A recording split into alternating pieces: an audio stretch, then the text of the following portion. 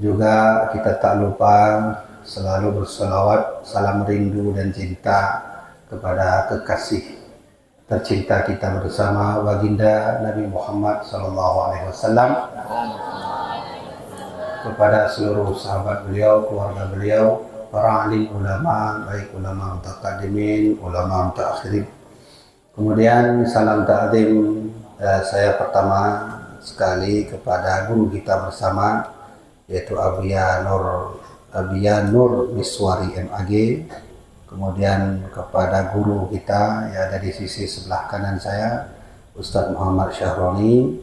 Kemudian di sisi sebelah kiri guru kita Walidi Syafi, dan kepada guru-guru yang dirahmati Allah, kepada adik-adik sekalian. Mudah-mudahan saya berdoa esok kelak adik-adik bisa menjadi tokoh-tokoh besar pembela agama Allah Subhanahu wa Ta'ala. Tadi adik-adik, saya dari mobil di Langsa, kami datang sore di Langsa. Jadi duduk-duduklah kami ngopi di sana sambil kami menunggu waktu berangkat ke sini. Saya mau cerita dari Langsa ke sini itu tidak ada ide apa yang saya sampaikan, sehingga tadi tempat tertidur 10 menit apalah yang saya sampaikan, sebab apa yang sudah saya sampaikan selama ini mungkin sudah sering didengar. Sehingga tadi sedang makan kami kanduri, muncullah satu ide yang insya Allah hari malam ini saya ingin sampaikan tentang sejarah Islam yang berkembang dari masa Rasulullah hingga ke masa kerajaan Aceh Darussalam. Jadi saya rasa judul ini saya minta kepada Allah tadi, judul apa yang terbaik, nyata Allah berikan judul yang paling bagus dan sesuai dengan konsumsi adik-adik sekalian, yang insya Allah saya sampaikan sejarah ini juga untuk memotivasi adik-adik sekalian untuk terus bersemangat dalam belajar. Insya Allah kelak adik-adik akan menjadi orang yang bermanfaat bagi agama. Walaupun adik-adik sekalian kita sekarang hidup di akhir zaman. Sekarang kalau mau dihitung-hitung kita sudah berada di titik 1447 Hijriah. 1447 atau 1448? 47 masih. Ya. Dulu waktu saya di Biren ada orang tanya, apakah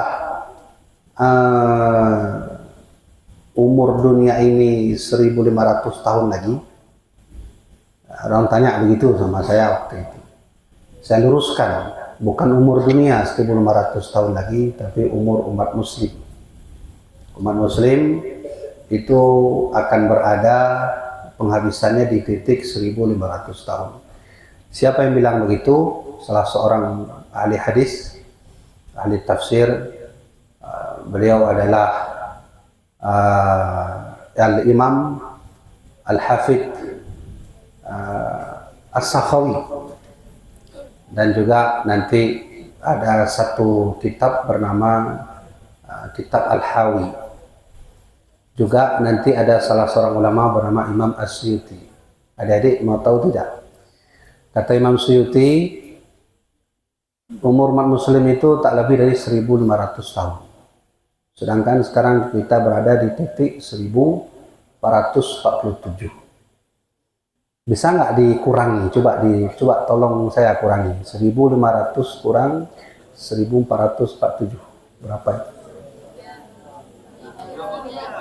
Hah? 53. 53 atau 54?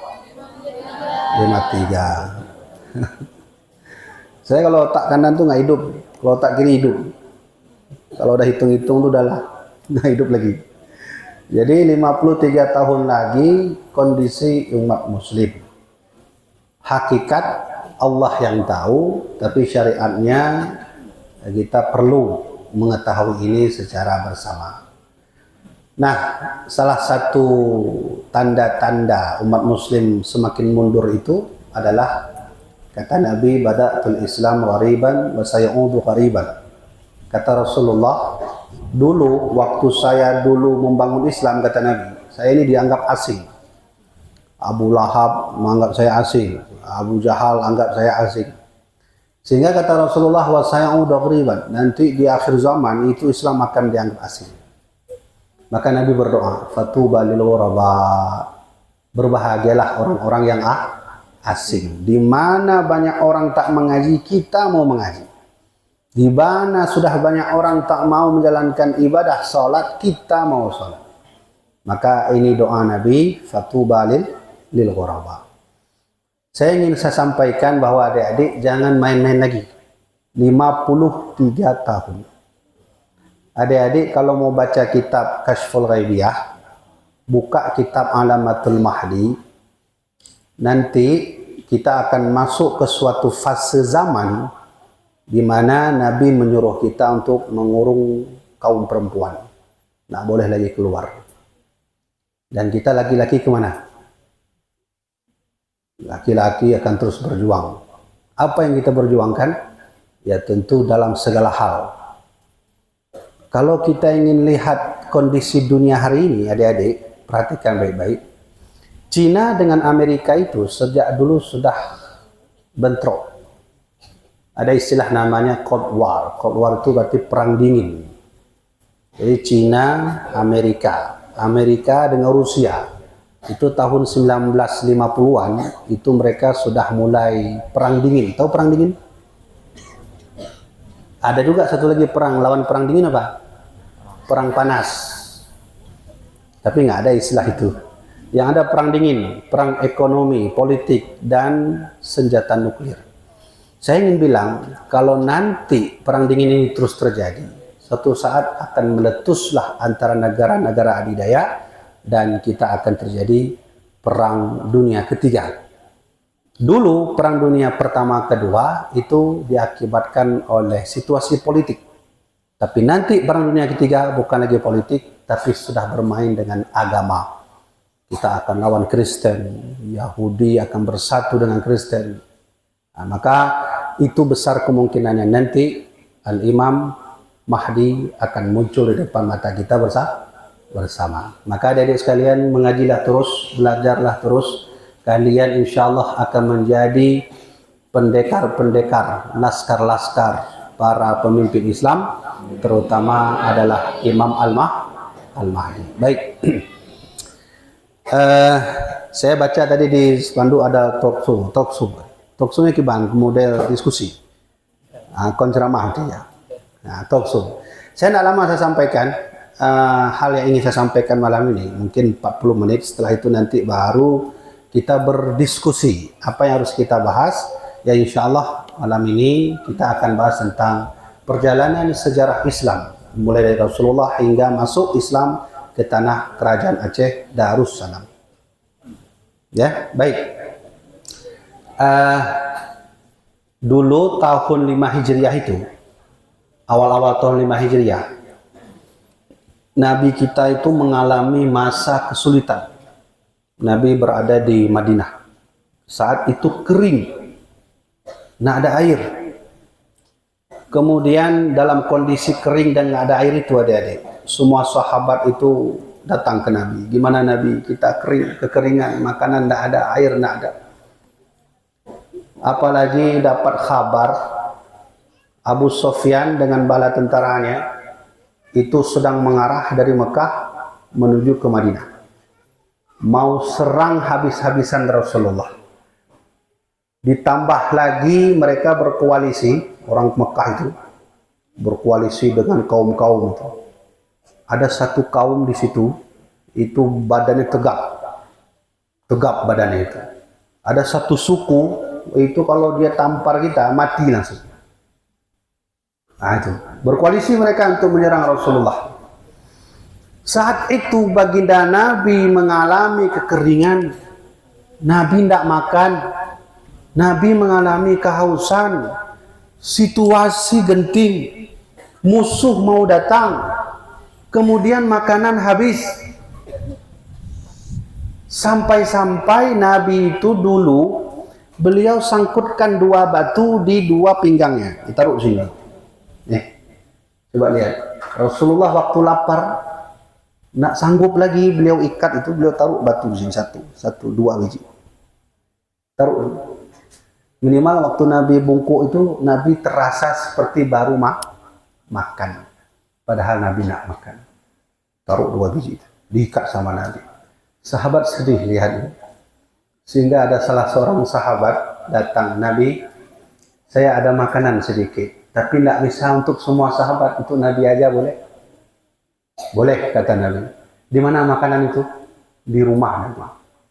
Nah, adik-adik, situasi saat Nabi sedang lapar itu, sahabat sedang sibuk menggali parit. Nah, inilah nanti dalam sejarah disebut dengan Ghazwatul Ahzab atau perang Khandaq, atau disebut dengan perang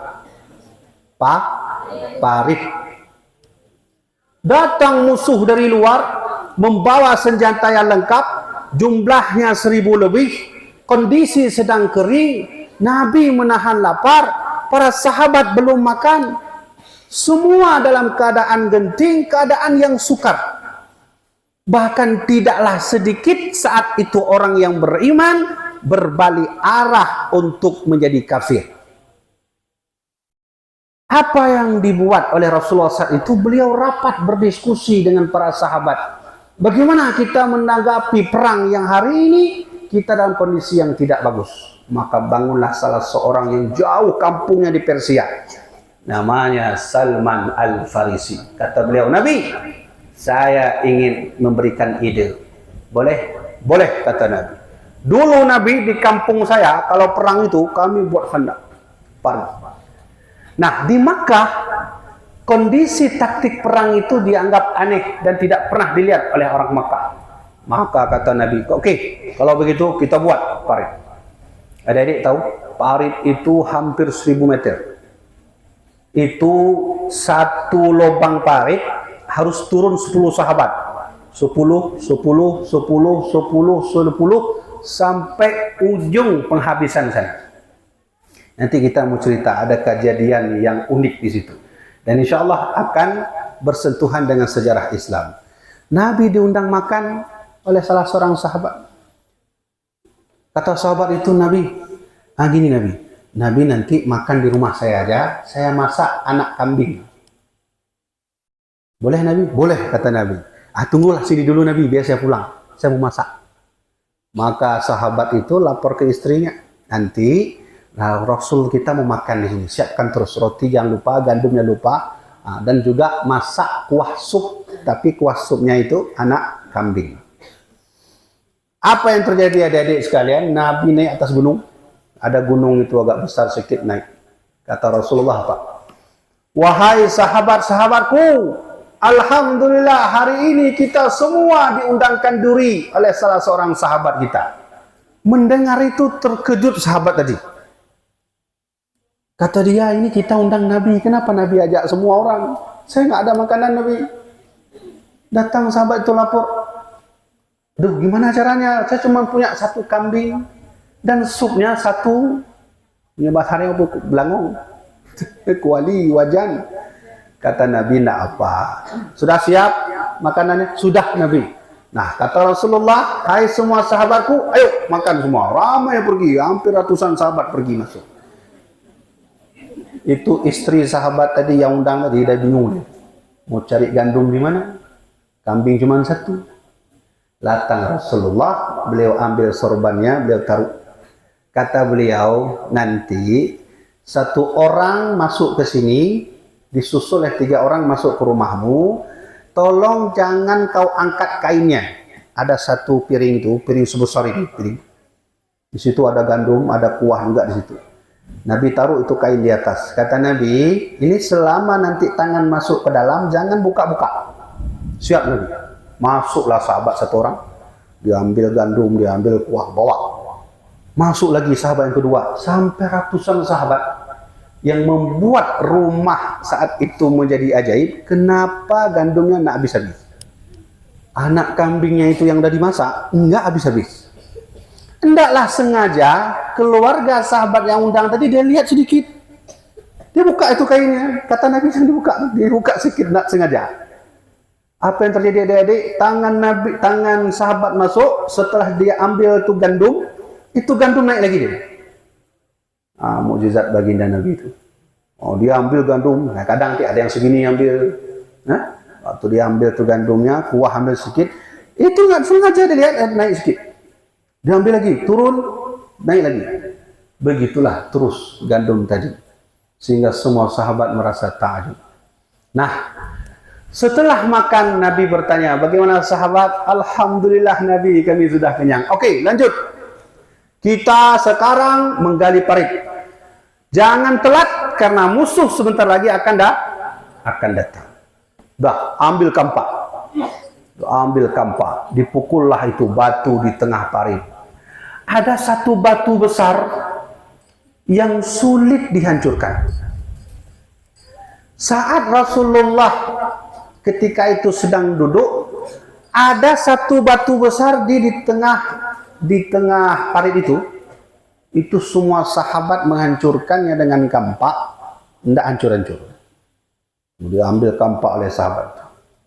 Dia ambil kampak, dia hancurkan itu batu, tidak hancur. Sahabat lain masuk, yang agak kekar sedikit, dia bawa kampak itu, dia hancurkan batu itu, tidak hancur-hancur. Maka semua sahabat mengalami masalah. Kata salah seorang sahabat, bagaimana kalau kita lapor ke Nabi, ini kalau batu ini tidak kita hancurkan, tentunya galian parit tidak akan maksimal. Kita hancurkan semua. Maka datang Rasulullah, adik-adik, dia bawa Nabi Muhammad bawa kampak. Ambil kampak. Coba saat itu Rasulullah melihat batu itu, Nabi bilang Bismillahirrahmanirrahim. Waktu Nabi tempelkan itu, Nabi ayunkan kampak itu ke batu tadi. Maka semua sahabat melihat ada kejadian aneh yang terjadi. Adik-adik tahu apa itu? Waktu Nabi mengayunkan kampak tadi ke atas batu, keluar cahaya. Cahaya, terang menerang cahaya. Saat keluar cahaya itu, Nabi ditampakkan layar tancap, kalau bahasa kita. Oleh Jibril, nampak. Ada seperti apa namanya? CCTV lah. Kalau bahasa kita CCTV. Dulu mana ada CCTV. Nabi waktu mengangkat ayun kampak tadi, Nabi pukul Bismillahirrahmanirrahim, terkenalah batu besar. Nabi lihat kondisi umat muslim, ternyata umat muslim sudah masuk ke tanah Syam. Tahu tanah Syam? Tahu lokasi tanah Syam? Coba saya tanya lo, Syam itu di mana?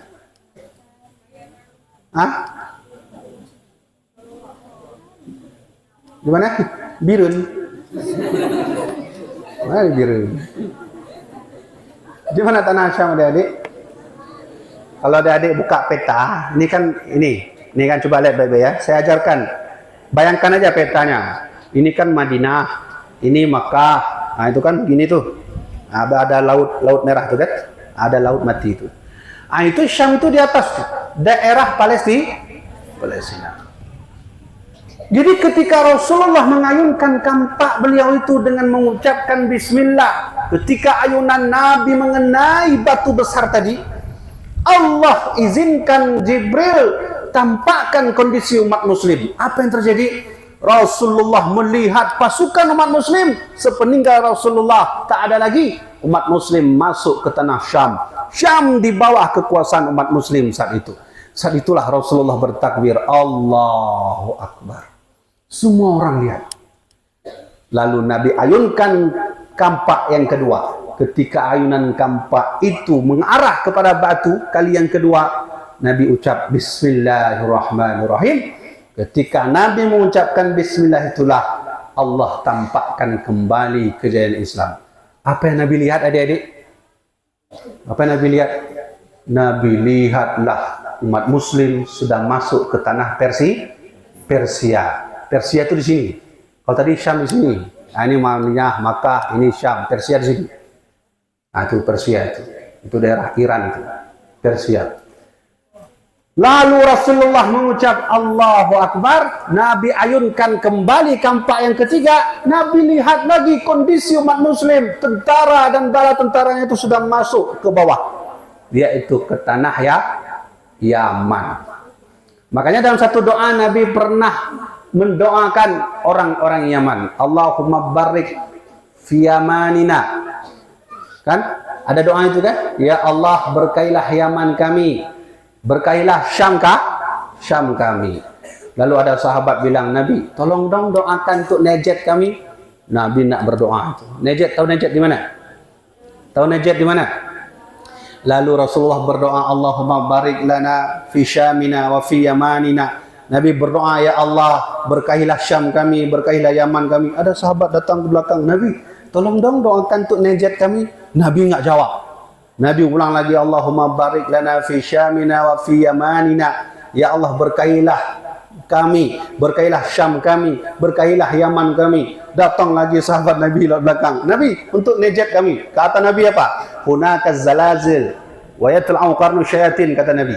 Kamu tahu Najd itu kenapa saya nak berdoa? Enggak Nabi, di sanalah yang akan keluar fitnah dan goncangan gempa bumi. Tapi itu nanti panjang cerita itu. Jadi nanti akan muncul ajaran disebut dengan ajaran Wahabi. Nanti itu panjang itu ceritanya itu.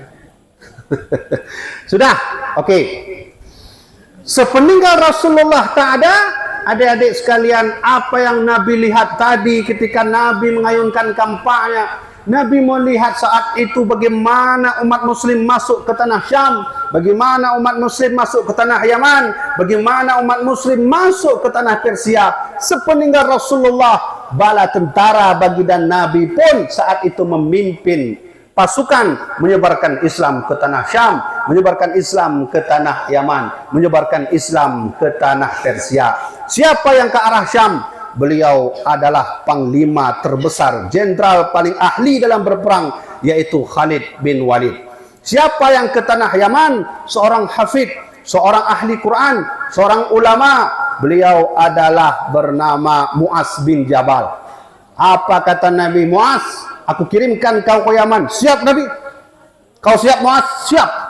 Tapi pertanyaanku, hai Mu'az, ketika kau datang nanti ke Yaman, orang bertanya hukum kepadamu, bagaimana kau menjawabnya Mu'az? Fabi kitabillah ya Rasulullah, aku akan beralih kepada kitab Allah. Lalu Nabi bertanya, fa'ilam tajid, kalau nanti tak ada dalam Quran bagaimana?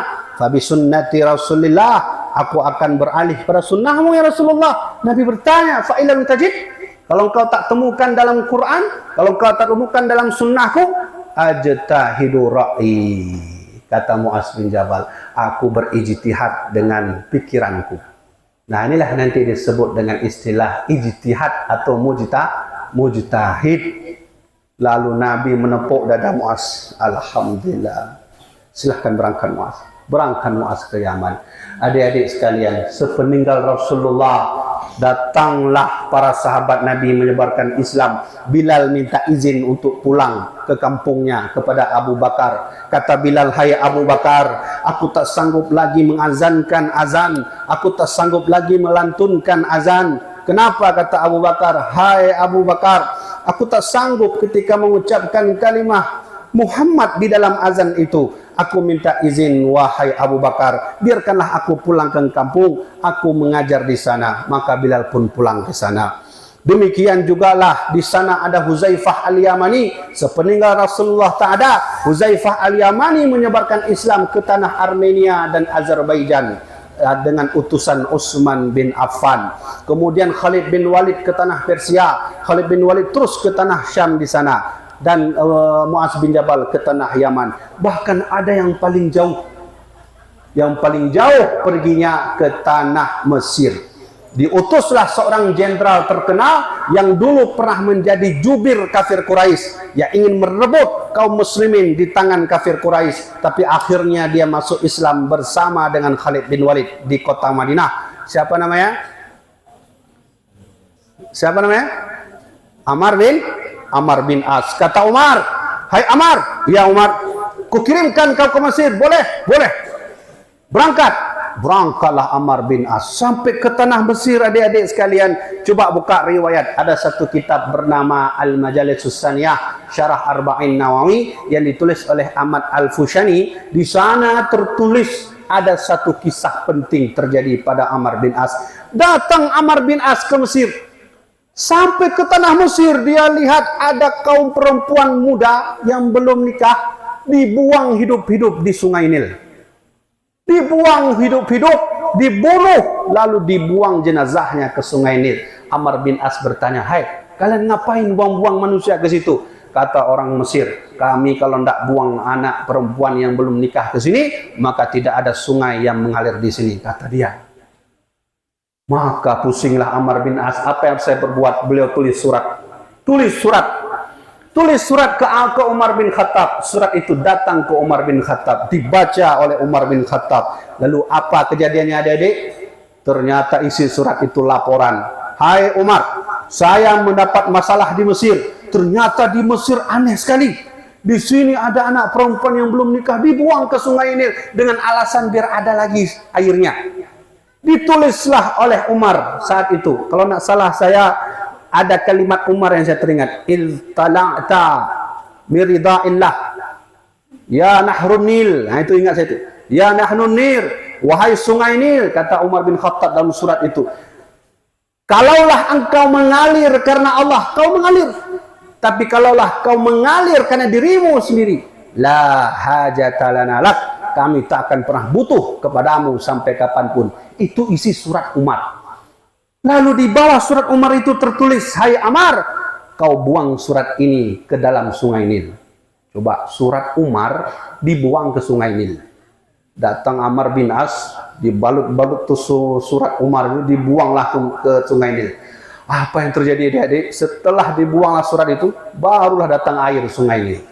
Itulah karomah Umar bin Khattab. Dengan surat Sungai Nil mendengar. Bayangkan kalau Umar bin Khattab hari ini hidup di Aceh Tamiang, dia tulis surat, "Jangan turun lagi hujan, banyak lagi orang nak sholat sini." Enggak turun hujan. Mau kemana? Mau minum pakai apa? Umar bin Khattab hebat. Bahkan dalam kitab Al-Majalisus Saniyah tertulis ada karomah Umar bin Khattab. Suatu malam ada orang lapor, "Umar, kami tengah malam melihat ada api lewat." Umar kata, "Umar, oh nak apa-apa, itu mudah saja. Kau ambil surban saya, kau taruh di pundakmu, kau bilang kepada api itu jangan muncul lagi besok." Tidak muncul lagi api itu. Ada juga kejadian saat itu gempa bumi, tidak berhenti-berhenti gempa bumi. Datang Umar bin Khattab, dia bawa tongkat. "Uskuni," kata dia, di depan gunung itu. Ada gunung besar itu. "Uskuni. Laula ma'ana adlun." Kalaulah bukan saya orang adil, maka fawailun li Umar. Sungguh saya orang celaka. "Uskuni," diamlah kamu wahai gunung. Apa artinya?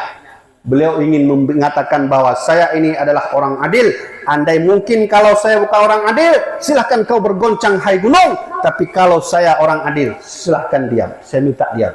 Ternyata gunungnya diam. Gunung pun bersaksi Umar bin Khattab orang adil. Kalaulah pemimpin kita hari ini begitu, gunung bergoncang terus.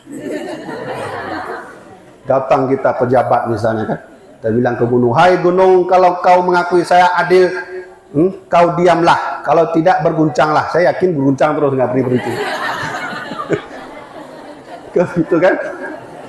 Hebat Umar bin Khattab, hebat Ammar bin As, hebat Muaz bin Jabal. Adik-adik sekalian, sepeninggal Rasulullah yang tadi saya sudah cerita, Nabi ditampakkan oleh Allah tentang bagaimana penyebaran Islam. Ternyata Islam sudah berada di Syam, ternyata Islam sudah berada di Yaman, ternyata Islam sudah masuk ke Persia, ternyata Islam sudah masuk ke Armenia, ternyata Islam sudah masuk ke Azerbaijan. Dan alhasil adik-adik sekalian, saya singkatkan cerita, kejayaan Islam Allah tampakkan di depan muka kita semua. Kapan?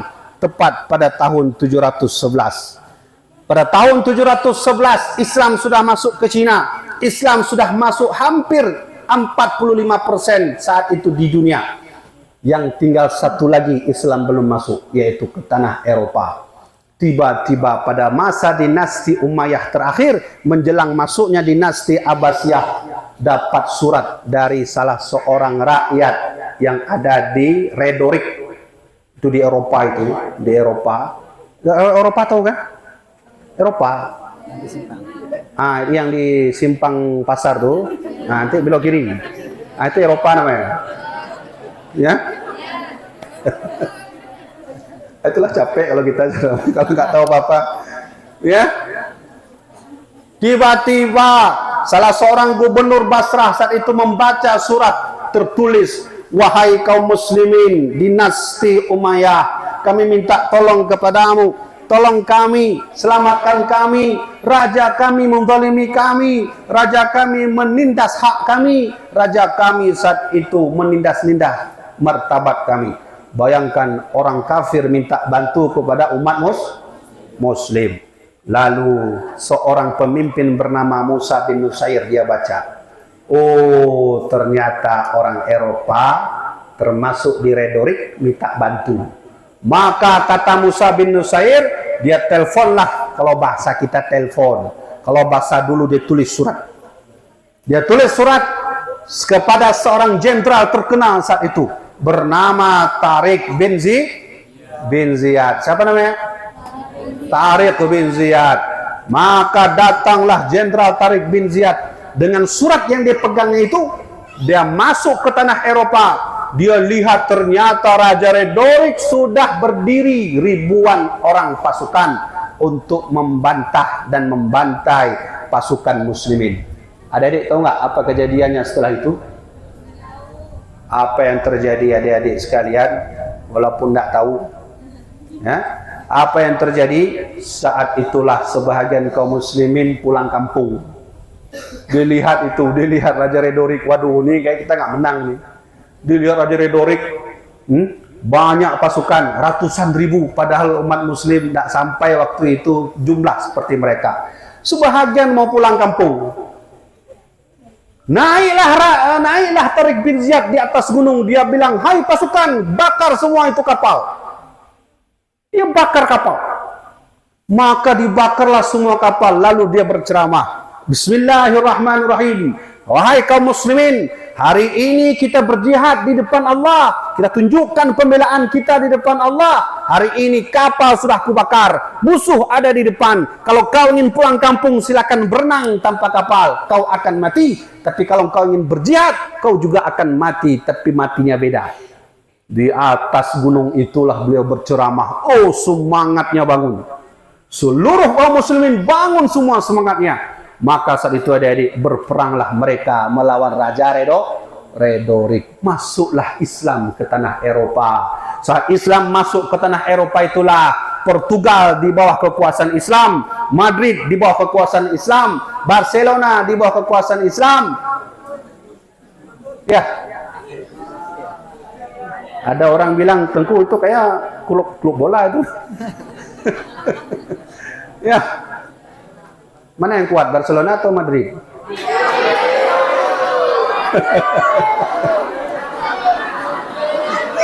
Oh, Madrid.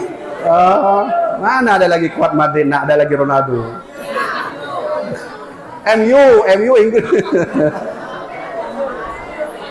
Ya udah. Saya mau katakan adik-adik sekalian, itu yang saya bilang tadi itu bukanlah sekedar dongeng. Memang benar adanya Barcelona di bawah kaum muslimin. Adik-adik yang teringat Barcelona itu bola, tapi Barcelona itu nama wilayah. Madrid di bawah kaum muslimin. Bahkan saat itu adik-adik Rusia, seorang jenderal dari dinasti Umayyah masuk ke tanah Rusia. Rusia di bawah kaum muslimin. Amerika di bawah kaum muslimin. Bahkan Prancis bagian utara sudah berada di bawah kaum muslimin. Ada salah seorang sejarawan Amerika berkata, kalaulah saat itu umat muslim bisa menguasai tanah Prancis semuanya, bukan hanya bagian utara, maka satu-satunya agama di dunia ini yang pernah menguasai dunia adalah Islam. Alhamdulillah, Allah tunjukkan 711 saat itu Allah tunjukkan kaum muslimin berkembang hingga menguasai dunia. Adik-adik tahu nggak? waktu masuk kaum muslimin ke tanah Eropa, mohon maaf saya mau bilang, dulu orang Eropa kalau buang air besar macam hewan, misalnya dia sakit perut, itu nggak cari WC di mana dia berdiri, itulah WC dia.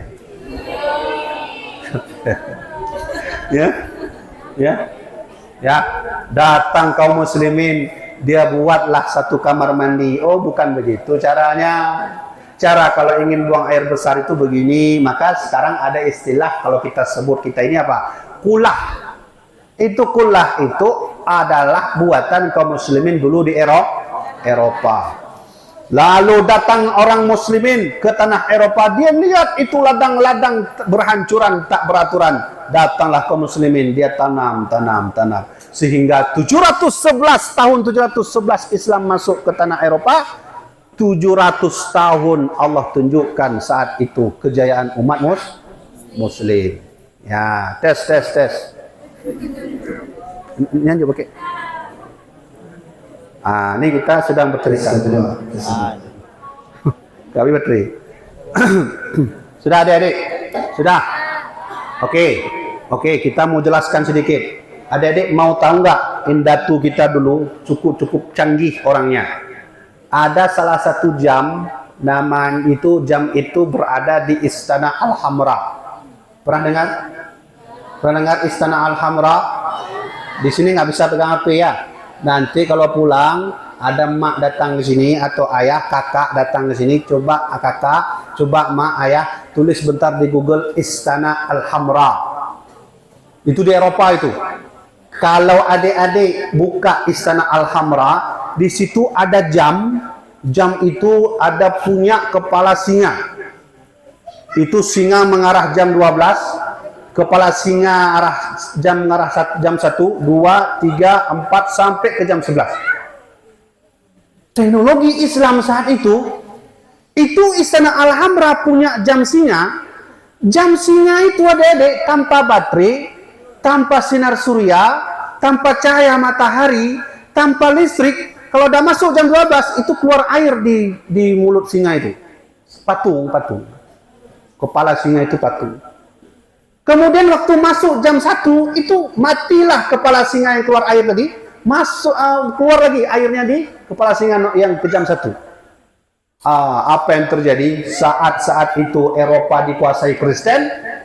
Hampir seluruh orang-orang Kristen menggali teknologi jam orang Islam.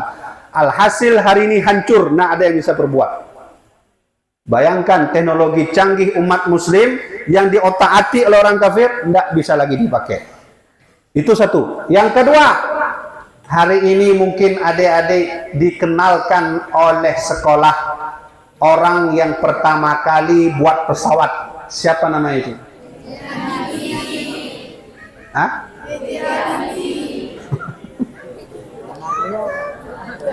Bukan, mana ada saya nggak pernah buat itu. Janganlah bohong gitu ya. Nggak pernah saya buat pesawat. B.J. Habibie itu adik-adik, beliau bukan orang yang buat pesawat. Beliau adalah orang yang pertama kali menemukan mesin stabilisasi pesawat. Dulu sebelum B.J. Habibie menemukan mesin itu, pesawat tuh kalau di atas langit begini dia, goyang-goyang. Datang B.J. Habibie, dia temukan alat itu. Maka hari ini pesawat tidak lagi bergoyang, dia stabil. Karya beliau dibeli oleh Jerman. Bahkan Jerman tawarkan ke B.J. Habibie, kalau ingin tinggal di Jerman silahkan sebebas-bebasnya. Bayangkan tuh, memang bagus kalau namanya Habibie itu bagus. Ada nama Habibie sini? Ada? Oh, bagus sekali. Kalau B.J. Habibie buat pesawat, nanti B.J. Habibie sini buat kapal. Sudah. Ternyata selama ini adik-adik kita diajarkan di sekolah yang pertama kali buat pesawat itu orang Amerika. Padahal dulu tahun 711 ketika Islam masuk ke Spanyol, orang yang pertama kali membuat pesawat bernama Ibnu Firnas. Yang pertama kali buat pesawat Ibnu Firnas. Maka saya ingin katakan kepada adik-adik semua bahwa saat itulah Islam berkembang, hampir seluruh lini teknologi berada di bawah kekuasaan Islam. Adik-adik, begitulah Islam berkembang saat itu. Sampailah Islam ke tanah Aceh Darussalam. Oke, waktu kita mau habis. Saya mau cerita sedikit bagaimana Islam masuk ke tanah Aceh Darussalam.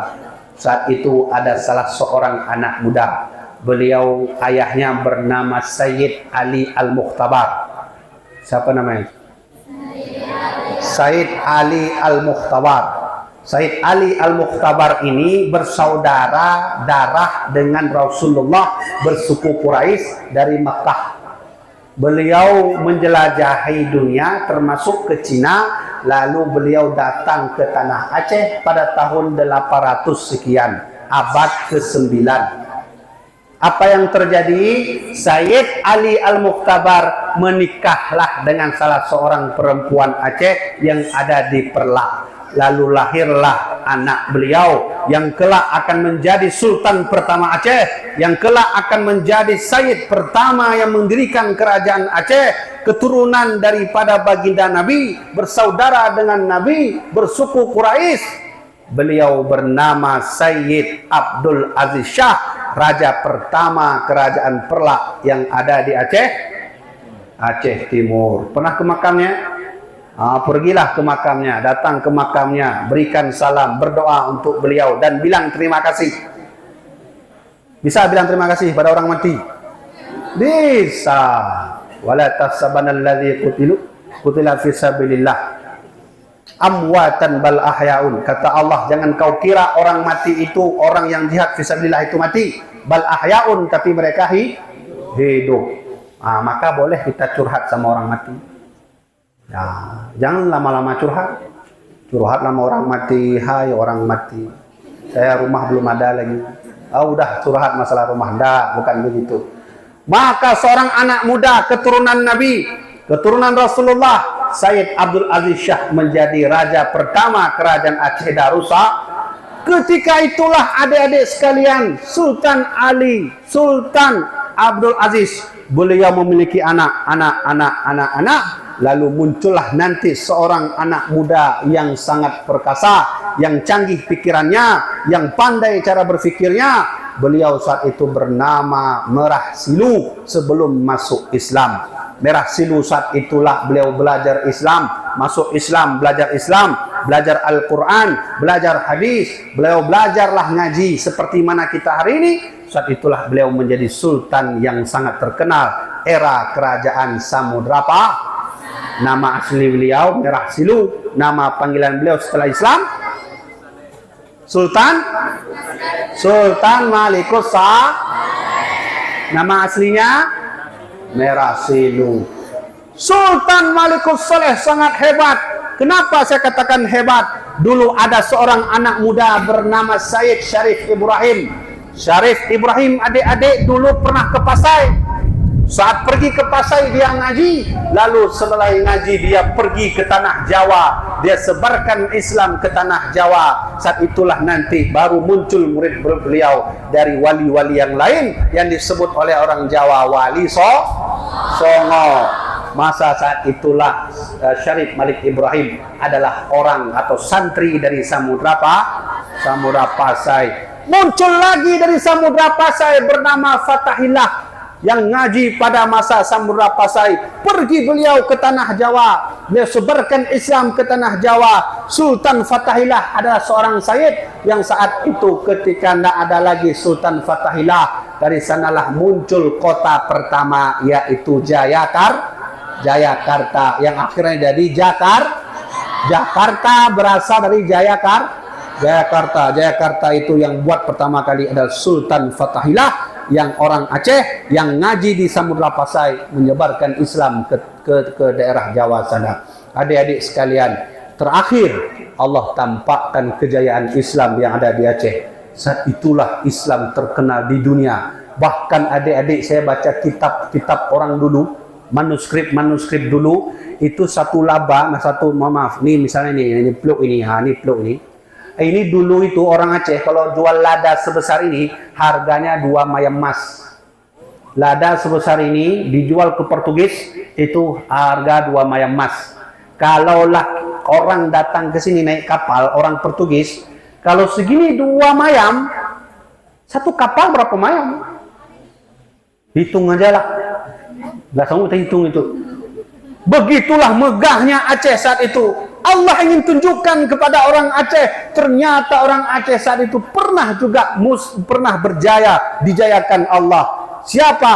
Kapan? Era siapa? Saat itu muncul seorang anak muda lulusan pesantren, ngajinya di PD, gurunya bernama Tengku Cik Diribe. Beliau adalah lulusan dari Dayah. Umur 14 tahun beliau sudah alim, bisa baca Quran, hafal hadis. Beliau pandai menulis kitab, beliau pandai membuat siasah perang. Beliau belajar dengan ayahanda beliau sendiri cara mengendarai kuda, cara mengendarai gajah. Saat itulah umur 14 tahun, tepat pada tahun 1607 beliau diangkat menjadi sultan. Adik-adik, saat beliau jadi sultan itulah nama beliau masyhur ke dunia. Orang Cina tahu dia, Portugis tahu dia, Eropa tahu dia. Bahkan pun Arab Saudi, dulu kan tidak ada Arab Saudi. Dulu itu kota Haramain pun tahu siapa dirinya. Nanti kalau ada waktu saya mau cerita tentang beliau. Beliau umur 14 tahun jadi seorang sultan bernama Sultan Sulaiman Mukuta Alam. Adik-adik tahu Sultan Sulaiman? Nah, siapa Sultan Sulaiman? Yang tahu jangan bilang dulu. Waduh, nggak ada duit. Kalau ada duit saya kasih 20.000. Siapa Sultan Sulaiman? Ya, tak ada yang tahu Sultan Sulaiman.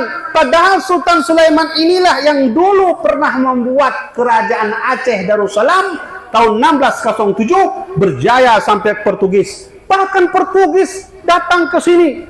Salah seorang jenderal Portugis bernama Agustin de Belliu, dia datang ke Aceh, dia bersaksi, dilihat itu Raja Aceh punya 900 gajah di depan istana, lalu ladanya sangat mahal. Saya baca dalam sebuah manuskrip, yang datang ke sini adalah seorang utusan dari Portugis, seorang jenderal bernama Agustin de Belliu.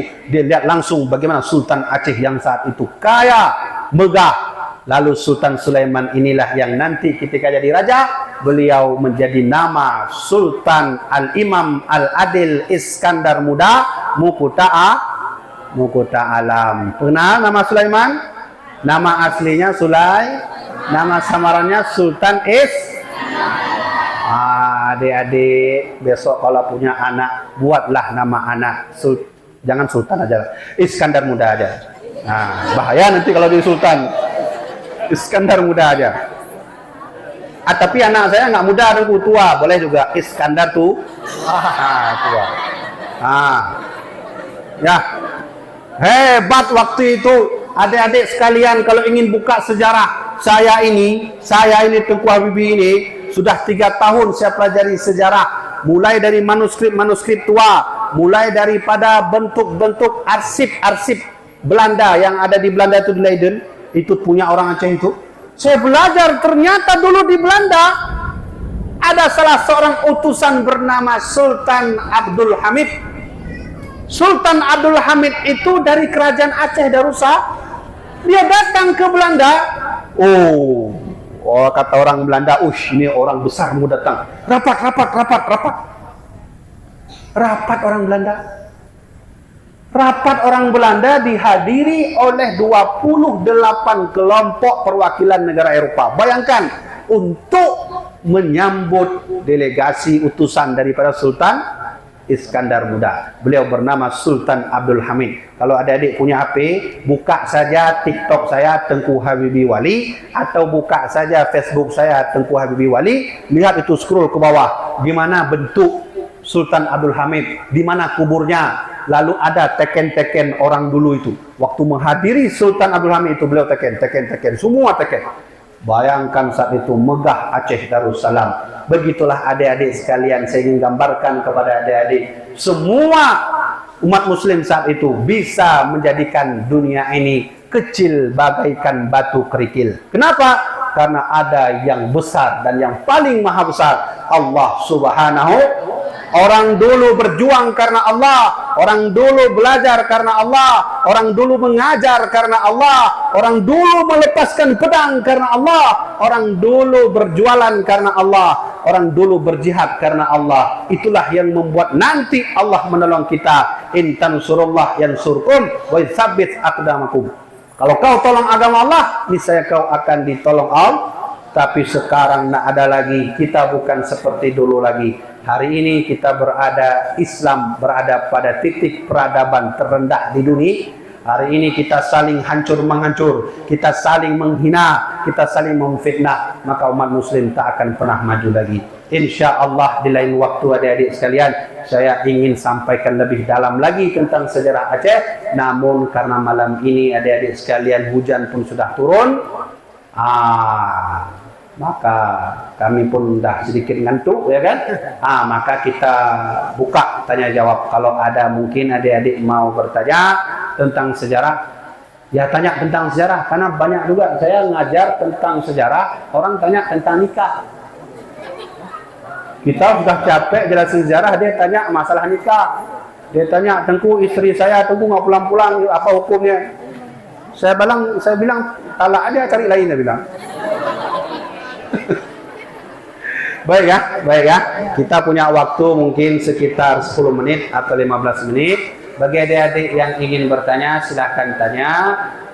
Udah ada satu orang, nanti mohon panitia disampaikan mic ke sana. Baik, saya serahkan langsung. Siapa yang ingin bertanya, silahkan bertanya. Kalau nanti saya nggak bisa jawab, kita kembalikan ke guru-guru kita yang ada di depan. Baik.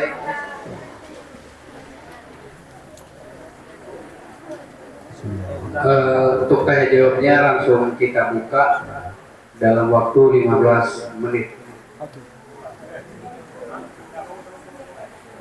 Ada ikutnya ya. Cek.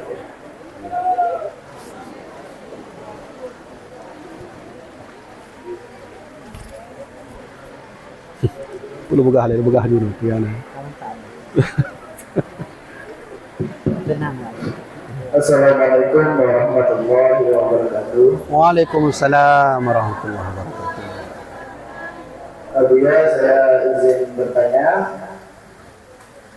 Aceh sebelum Islam masuk ke dalam Aceh, agama apa yang duluan berada di wilayah Aceh sebelum Islam masuk ke dalam Aceh? Ya. Punya itu Abuya. Assalamualaikum warahmatullahi wabarakatuh. Waalaikumsalam warahmatullahi. Jadi gimana? Kita jawab dulu atau jawab dulu ya? Habis itu kata gua kan payah itu. Baik. Dulu itu kan Islam masuk ke tanah Aceh tahun 800 sekian. Walaupun dulu Aceh itu sudah ada kerajaan kecil namanya kerajaan Lamuri. Dia kan ada kerajaan Lamuri. Ini saya urut ya, adik-adik hafal ya. Paling atas, paling tua, Lamuri, Perlak, di bawahnya Samudra Pasai, baru kerajaan Aceh, Darussalam. Nah itu dia, urutnya begitu. Nah dulu kerajaan Lamuri itu termasuk mau masuk era kerajaan Perlak. Ada salah seorang dari Palestina bernama Syekh Abdullah Kan'an. Pernah dengar? Yang betul. Pernah. Syekh Abdullah Kan'an. Syekh Abdullah Kan'an ini dari Palestina. Dia ngajinya di Perlak. Saat ngaji di Perlak, dia terima laporan bahwa di Aceh Besar ada perseteruan antara Cina dengan agama Hindu yang ada di Indrapuri, Indrapatra. Itu tuh agama Hindu. Maka kesimpulannya bahwa Aceh sebelum masuk Islam dulu itu agamanya Hindu. Tapi tidak lama karena Islam sudah terdengar terngiang-ngiang oleh orang Aceh pada masa di Umar bin Khattab. Umar bin Khattab pernah membuat kerjasama dagang dengan Cina. Maka saat orang Afrika, orang Timur Tengah datang ke Cina, itu sempat datang ke Aceh. Maka terdengarlah sudah sedikit terngiang-ngiang Islam. Maka saat itu jawabannya agama yang pertama kali yang dari Aceh adalah sekarang tidak ada lagi. Dah, baik. Ada yang lain? Hujan pun semakin deras. Ada yang lain? Oh, ya, nunggu.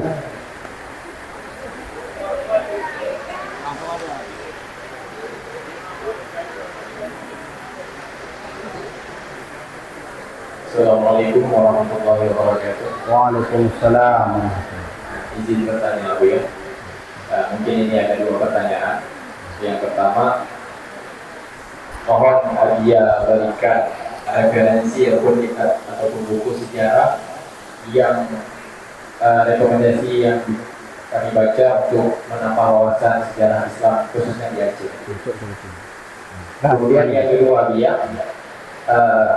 mohon Abia ceritakan sejarah favorit Abia selama mempelajari Islam yang ada di Aceh. Mungkin itu saja Abia. Assalamualaikum warahmatullahi wabarakatuh. Assalamualaikum warahmatullahi Ada sumber aja ditutup bahan itu. Oh iya. Baik. Saya mulai dari jawaban yang kedua dulu terkait tentang sejarah yang saya mau cerita gini. Dulu waktu saya di pesantren umur adik-adik ini paling malas belajar sejarah sebab hafal tahun, nama, nanti konflik lagi, bangun lagi, rusak.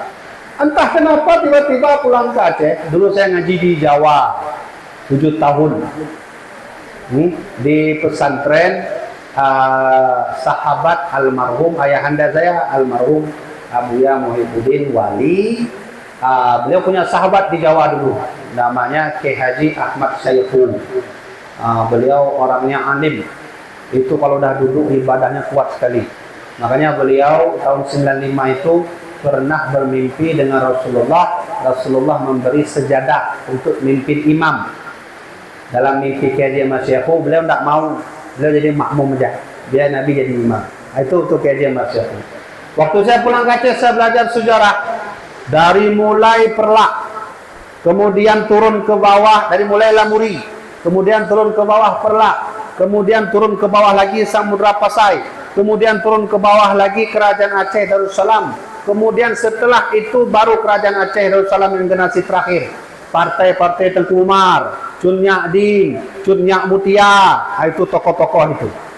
Dari semua tokoh-tokoh yang saya pelajari itu, cuman 2 yang saya kagumi.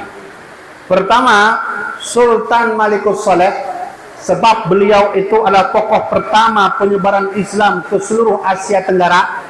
Yang kedua adalah Sultan Iskandar Muda, sebab beliaulah yang membuat Aceh mendunia ke seluruh dunia. Oke, ulang.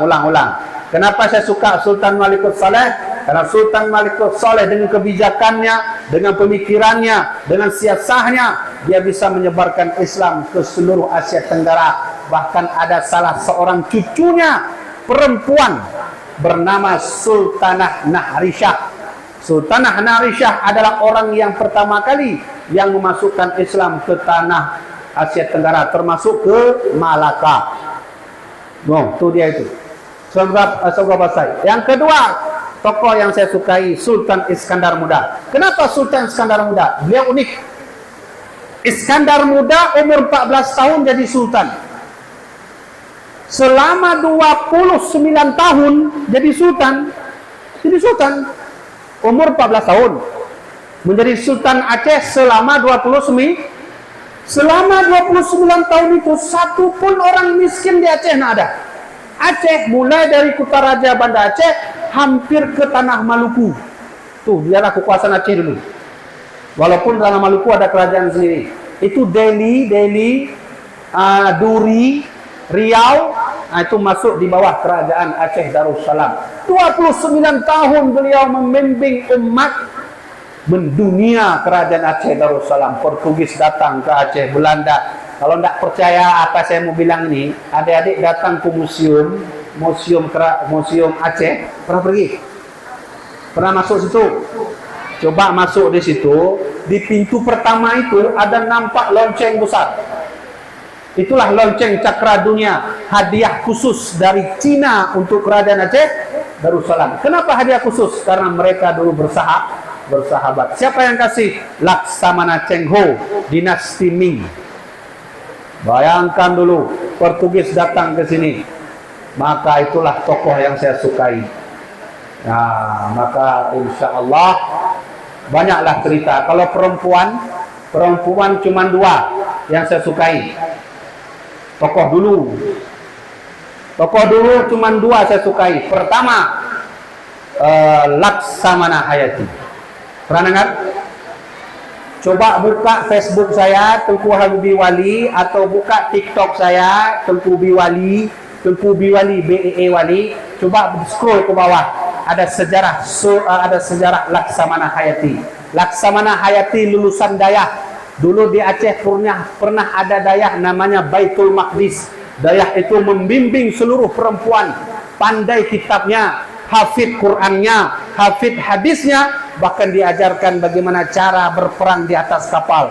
Muncullah seorang alumni Dayah Baitul Maqdis, yaitu bernama Laksamana Hayati. Hebat. Waktu di atas kapal ada jenderal Portugis mau menyerang dia di atas kapal. Ada jenderal Belanda. 2 orang jenderal itu, entah bagaimana beliau lepaskan pedang, mati di depan beliau. Bayangkan, perempuan lawan 2 laki-laki di atas kapal yang berguncang, tentu dengan ombak. Sangat ahli dan lihainya beliau mengambil pedang. Mati 2 jenderal di atas kapal Laksamana Hayati. Setelah Laksamana Hayati, itulah orang yang paling saya kagumi dari perempuan adalah Cut Nyak Din. Kenapa Cut Nyak Din? Beliau saat itu walaupun sudah tua, matanya hampir buta, lalu beliau punya sakit rematik, perutnya lapar. Beliau berjuang dan pernah berdoa. Tinggal seorang diri beliau di tengah hutan, Belanda di depan beliau semua. Apa kata beliau? Ya Allah, andailah mata saya sehat, ya Allah. Andailah perut saya terisi, ya Allah. Andaikan saya bisa memakai jilbab seperti mana biasa, ya Allah. Kau berikan kekuatan, ya Allah, biar saya melawan ratusan Belanda itu, walau saya hanya seorang diri. Hebat Cut Nyak Din kalau baca sejarah beliau itu. Beliau mau ditangkap oleh Belanda, ratusan Belanda di depan beliau, tapi beliau sendiri. Adik-adik, ketika Belanda melihat Cut Nyak Din seorang diri, tak ada satupun tersentuh beliau oleh tangan Belanda. Kenapa? Karena Belanda tahu inilah perempuan pungo, katanya. Tahu pungo? Bahasa Inggris stupid. Bahasa Arab apa? Jahlun atau Majnun? Majnun. Ya, hebat Cut Nyak Din itu. Nantilah kita cerita, undang saya lagi ya.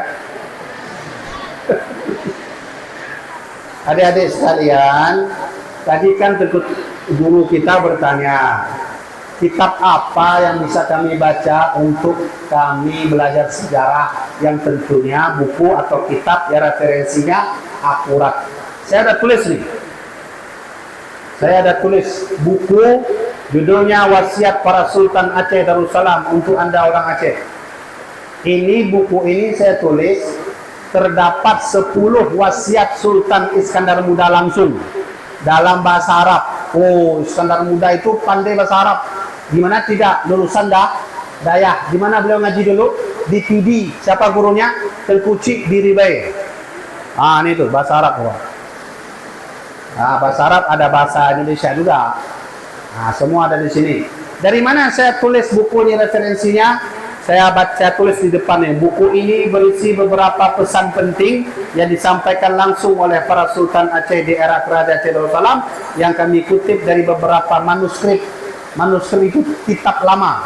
Nama manuskripnya adalah Qanun Muqta Alam, Mir'atul Tulab, At-Tibyan fi Ma'rifatil Adyan, Safinatul Hukam, dan Tadhkirah Rafidin. Ini dia nih. Jadi kalau mau belajar sejarah sedikit tidaknya semua ada di sini. Sudahlah ya. Sudah capek ya. Ada lagi. Ya? Baik, dari kalangan perempuan, adik-adik ada, santriwati ada.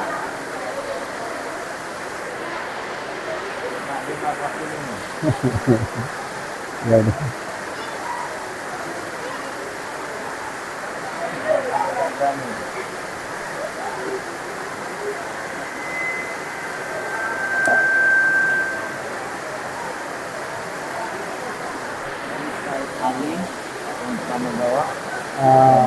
Islam ya, Said Ali Al-Mukhtabar. Ada saya buat YouTube juga. Ada saya buat YouTube sejarah beliau. Silakan. Ada. Biar cepat terus, biar cepat pulang. Tanya terus. Baik, silakan.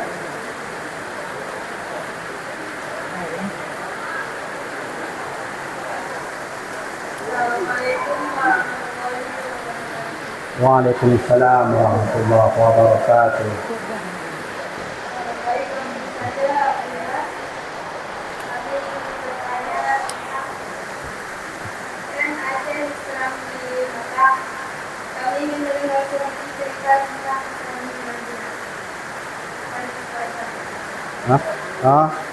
Oh, ada Serambi Mekah. Kenapa nggak ada Serambi Madinah?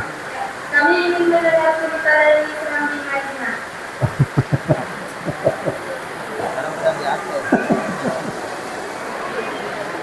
Ya, tepuk tangan dulu. Hah? Ya, adik-adik, dulu di Aceh memang sempat kita disebut Serambi Makkah. Tapi kan kalau pertanyaannya tentu itu kan Mekah tentu. Kalau Madinah ada nggak? Serambi Madinah, Serambi Yaman, Serambi Kufah mungkin ada. Jadi kan adik yang bertanya tadi, Serambi Madinah itu kan nggak ada di Aceh. Itu hanya sebutan gelaran yang diberikan oleh orang-orang Asia Tenggara terhadap Aceh. Nah, jadi kita hanya viral dengan sebutan nama Serambi Makkah. Serambi Madinah nggak ada dalam sejarah. Tapi kenapa kita buat juga nanti kalau perlu. Kita ambil lokasinya di mana, buatlah.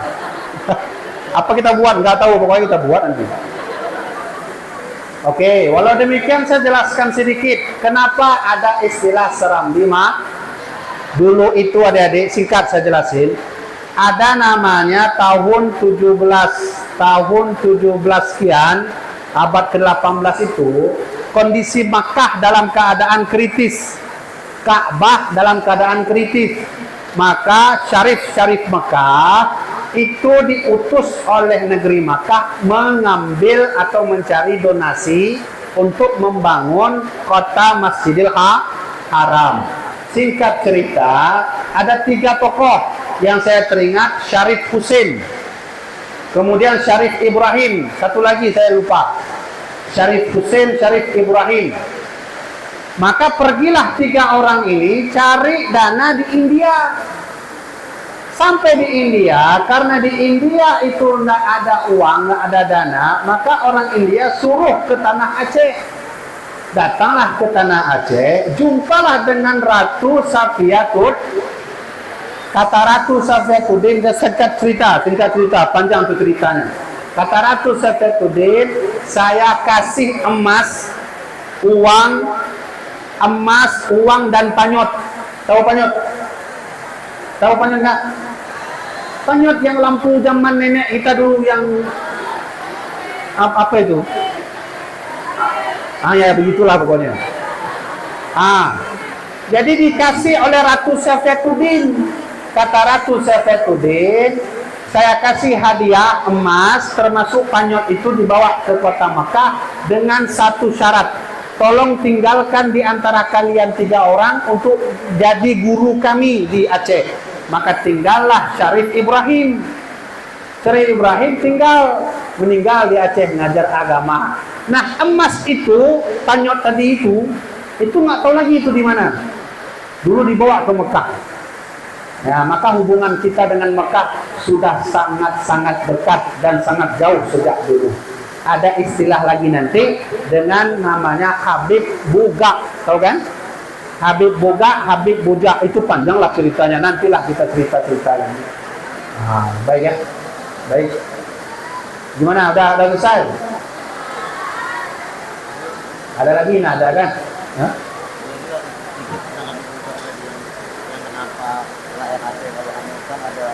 Oh ya, baik. Ustadz kita bertanya kalau bisa jelaskan sedikit Habib Boga. Habib Boga itu kan kuburannya di Aceh Utara. Hah? Birun ya. Habib Boga itu kuburannya di daerah Birun. Dulu Habib Boga itu datang ke sini, beliau nggak ada duit. Singkat cerita, beliau dibantu oleh orang PD. Waktu itu dibantu dana, sehingga dikasih tanah. Untuk membalas jasa orang Aceh, Habib Boga pulang kampung. Mana kampungnya? Yaitu di Makkah. Nama asli beliau Sayyid Abdul Rahman. Pulang beliau ke Makkah, beliau jumpa orang Aceh sedang naik haji.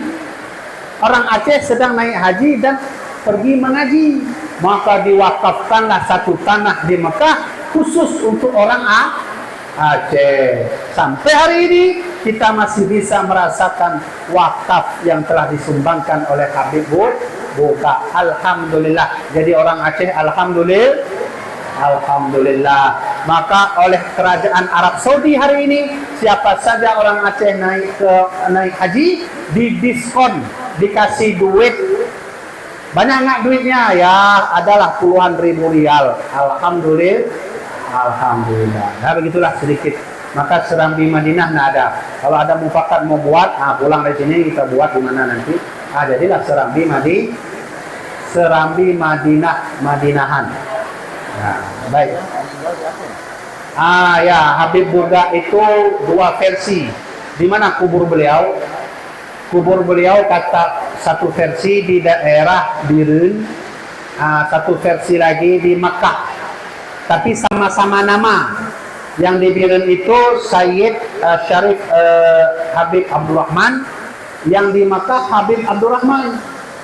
Bisa jadi kuburannya itu di Birun karena sebab namanya Habib Abdul Rahman. Bisa jadi kuburannya ada di Mekah juga karena sebab namanya Habib Abdul Rahman. Adik-adik, saran saya, baiklah saya sudah cukup, sudah jam 10:30.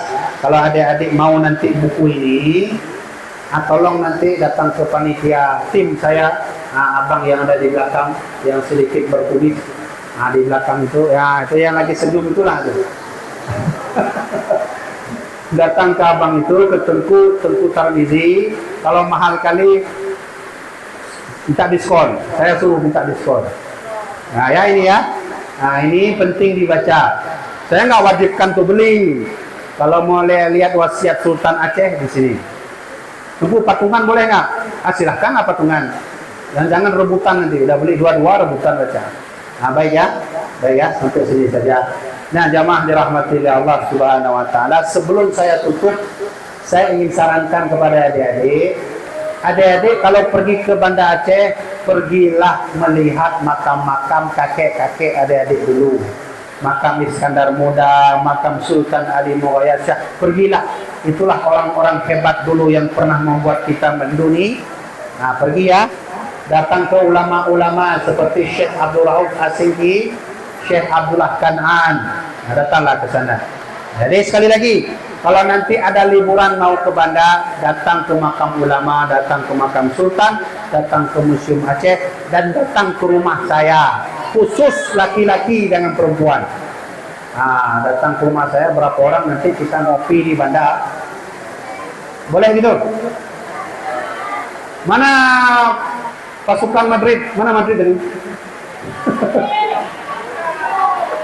MU mana? MU mana? Ya udah cukup. Udah baik ya, sampai sini saja. Apa yang saya sampaikan ini mudah-mudahan bermanfaat bagi adik-adik sekalian.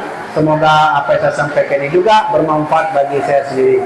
Saya minta izin adik-adik, mohon maaf pada guru-guru saya yang ada di depan. Andai kata dalil ataupun kata-kata saya kurang pas, kurang bagus, mohon dimaklumi, mohon dimaafkan. Al-insan nisyan wa qata'an, manusia selalu salah dan lupa. Sekianlah dulu yang dapat saya sampaikan, mudah-mudahan bermanfaat. Wallahu a'lam bishawab. Wassalamualaikum warahmatullahi wabarakatuh. Baik, kita baca doa. Bismillahirrahmanirrahim.